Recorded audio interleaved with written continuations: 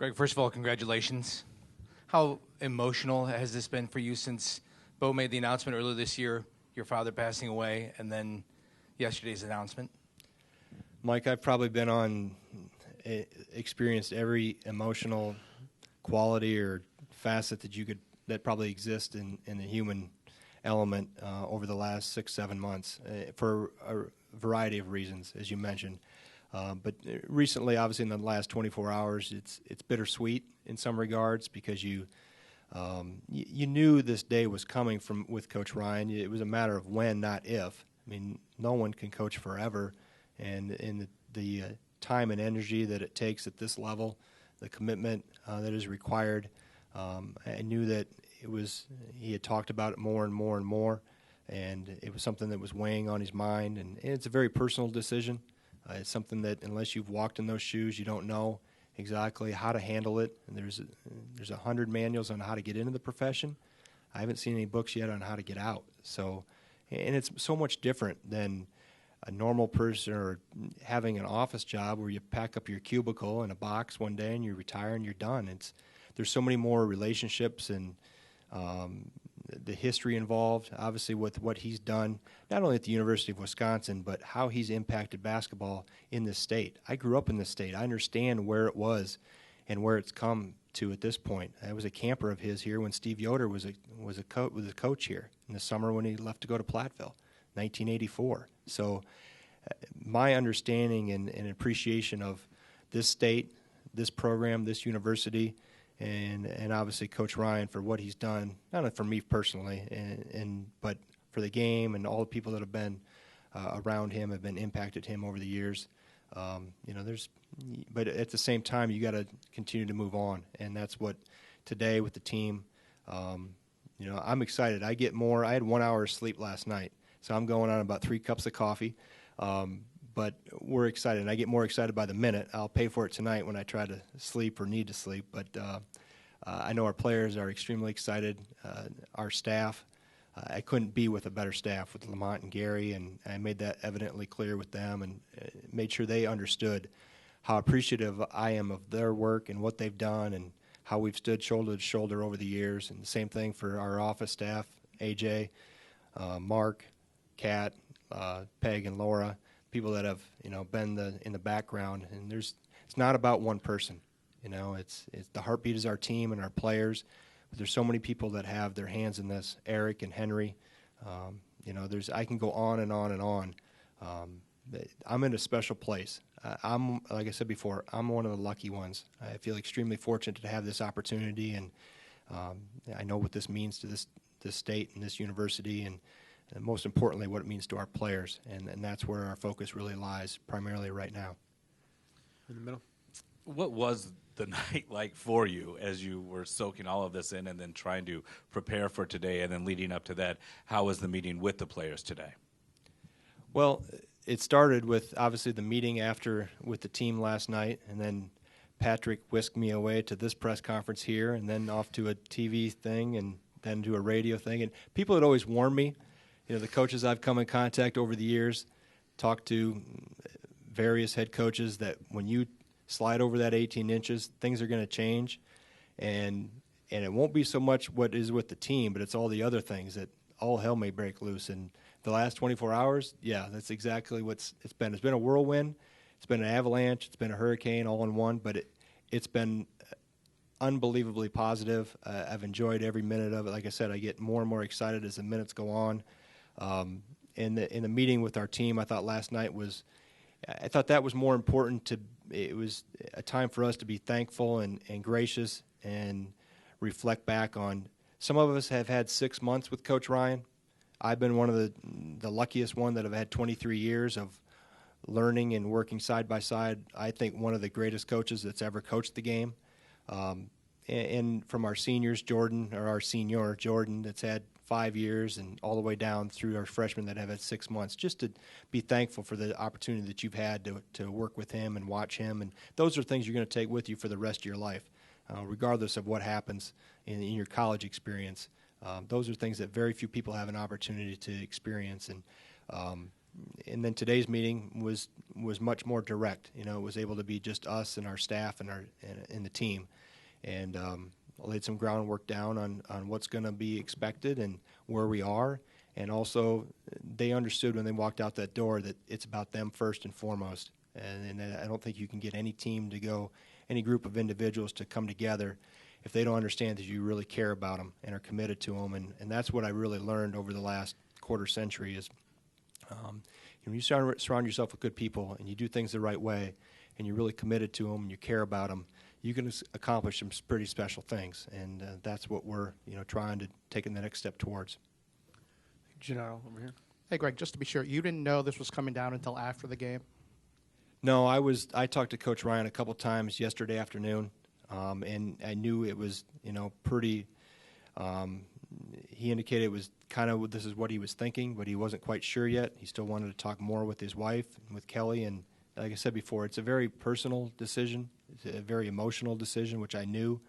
But until it was really finally, I just waited for his direction, and I just said, hey, let me know what the plan is and what you need from me and what's going to be next. And just communication through, the administration and everybody that was involved with it. So I was just waiting for whatever the next step was going to be. Can I ask you then, what was it like coaching through that game last night, knowing that it would be a possibility? Really no different than normal. I think once you get locked in, if you've known me for very long, you know that my boat doesn't get rocked too much one way or the other. I try to play and be pretty even-keeled.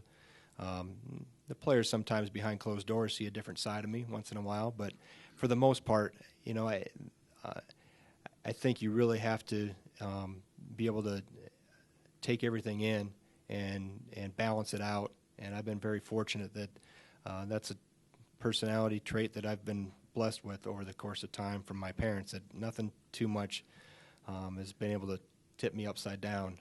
So from that standpoint, it was just about winning the game, and trying to play well against it. When you get to a finals point where like we are starting tomorrow, you can tell that a lot of things are on these guys' plates and on their minds. And you could tell the look in their eyes. We were a little zombie-ish last night, and very typical for this time of year, coming in and going out of finals. So you try to work your way through it, and sometimes things don't turn out as well as you like them to. But I thought for the most part our guys, even though it was ugly at times last night with things that we need to get better at and will get better at, to be able to come out on top, especially in Coach Ryan's last game, would end up being his last game here, and against a team in Corpus Christi that has made some noise already, and I think will continue once they get in their league play. I think it's not the last you'll probably hear from them.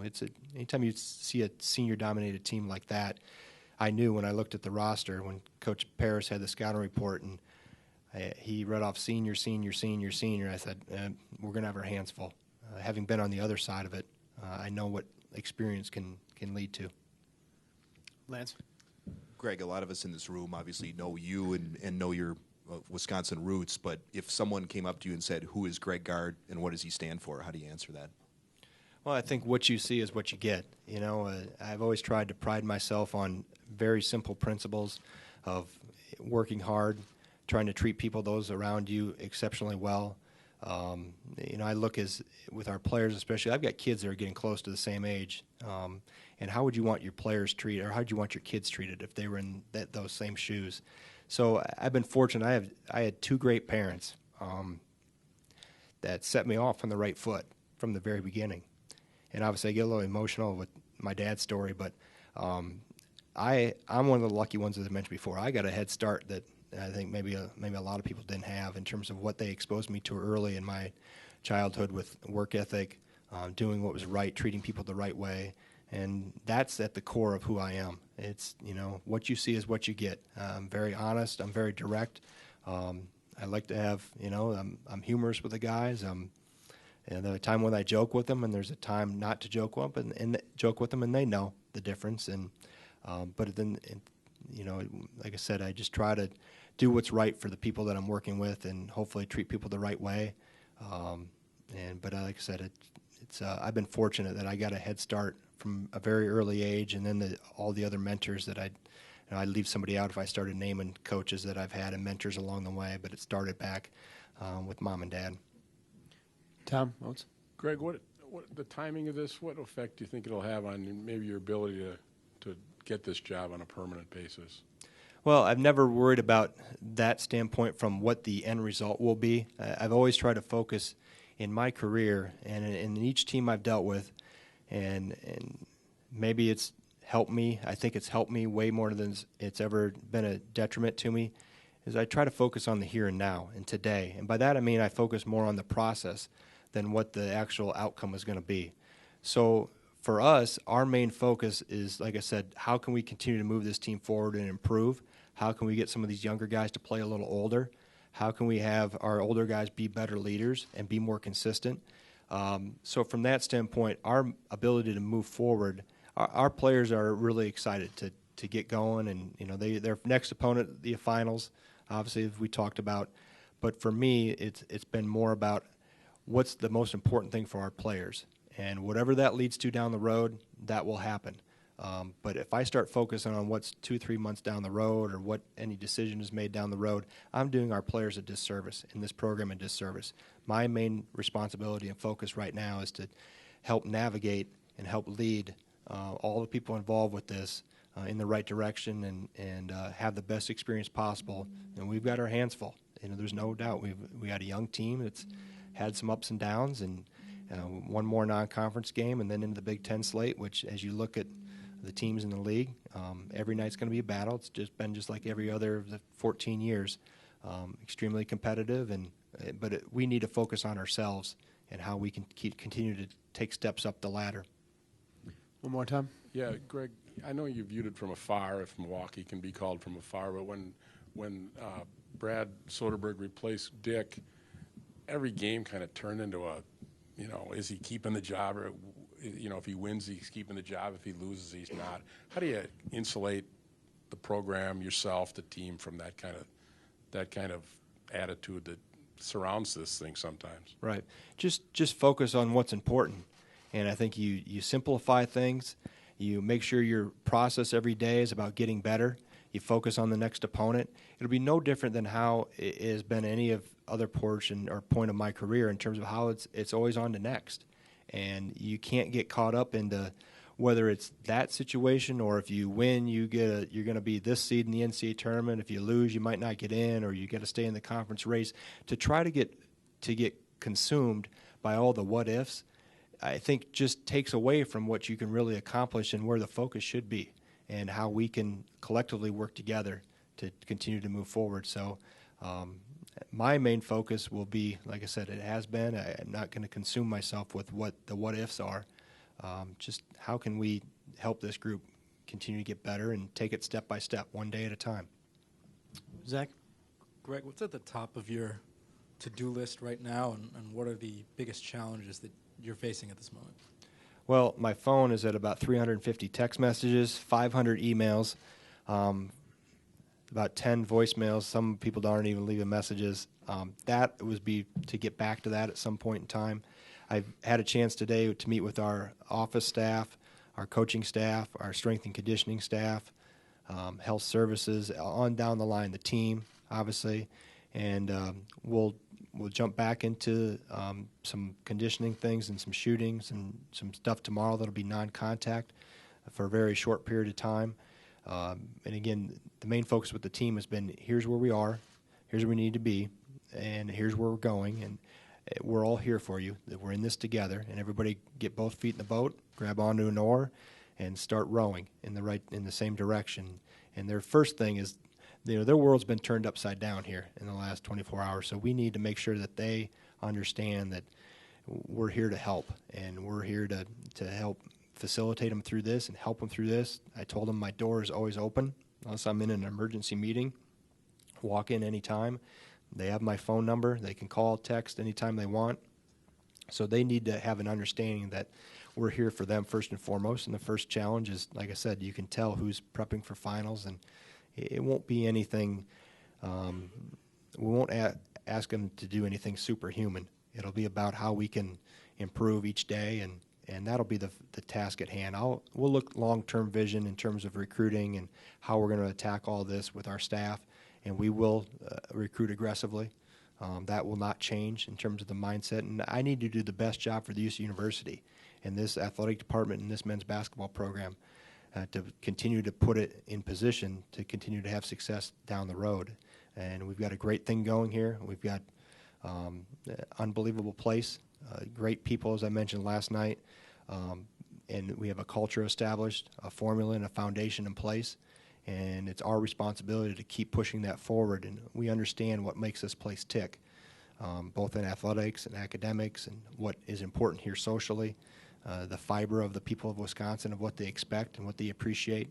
And that will be the focus going forward long term in anything that deals with recruiting. And I've already had several reach out to me, and we'll be getting back to people in the next day or so. In the back.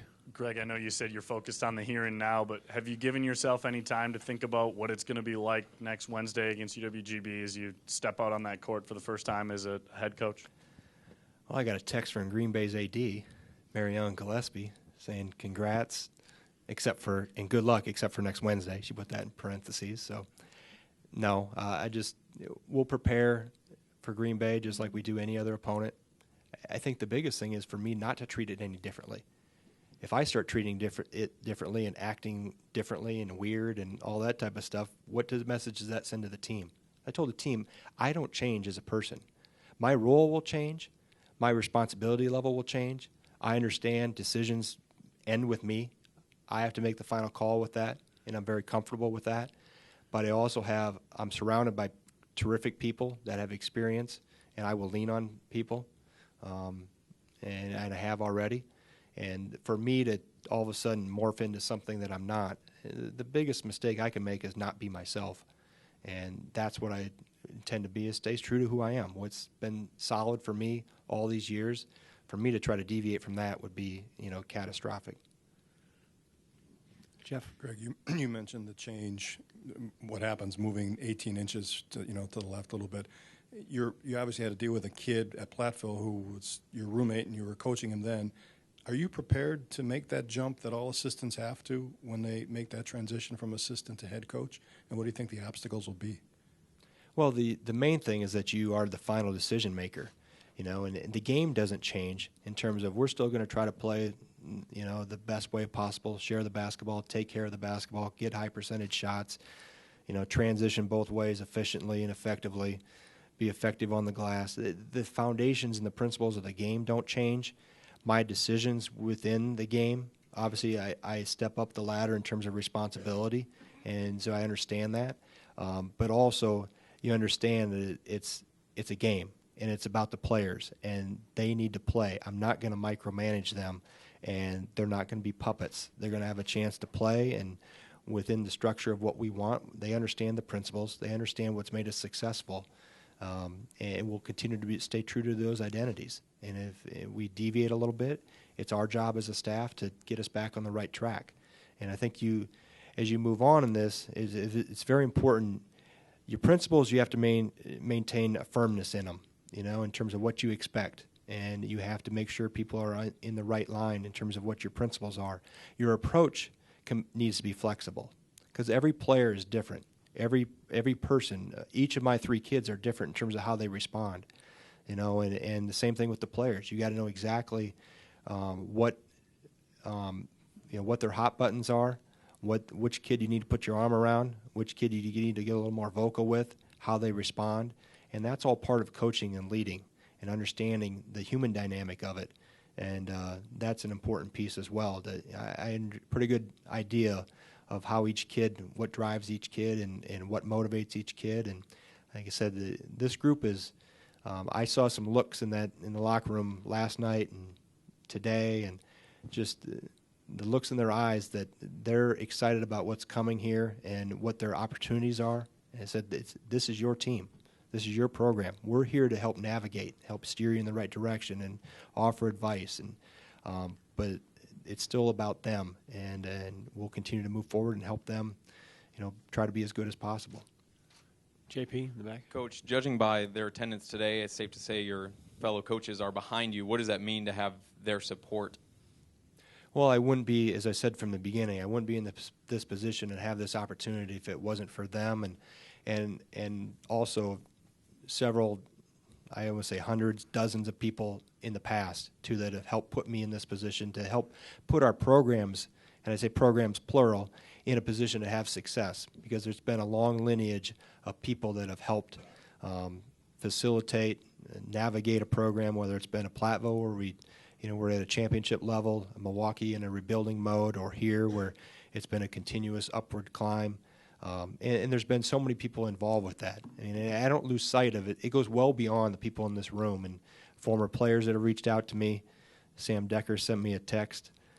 All he says, "How you doing?" with a little smiley face. So he knows. But other ones that have reached out that I've got to get back to everybody at some point in time here. But that's those people that I've surrounded myself with and been surrounded by are extremely important to me, because, like I said, the people, as I've looked from afar and also here up close the last 15 years, what make this place special. The bricks and mortar are phenomenal. The institution as a whole, academically, world class. But when you boil it all down, the people are what is the difference maker. And that's those people, and that is a very important piece of who I am. Jim? Greg, I would imagine it'd be very hard to, or challenging at least, to add a staff member at this point of the season.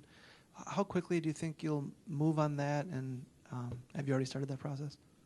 It's been contemplated and discussed. I'll have more meetings yet this afternoon where that'll have further discussion, and then it has to be the right fit if I do decide to do it. I think at this point in time of the year, obviously a lot of coaches are employed, and to be able to find somebody that can, we don't have time to train somebody from ground zero. We have to hit the ground running, and we're prepared to move in either direction, whatever that final decision is that I make, and the opportunities or options that I have.